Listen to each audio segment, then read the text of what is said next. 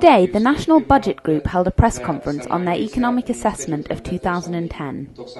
2010 saw a drop in GDP growth. Last year it was 5% compared to 34.5% in 2006.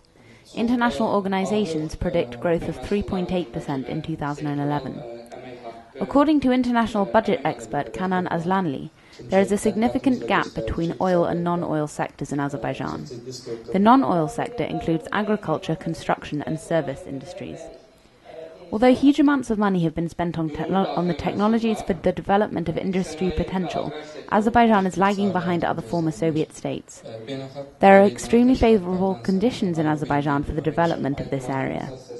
Looking at the numbers, it seems like poverty rates are going down, but this is not entirely true. For example, less money is now invested in agriculture, and rural and village communities are bearing the brunt of this, said Aslanli.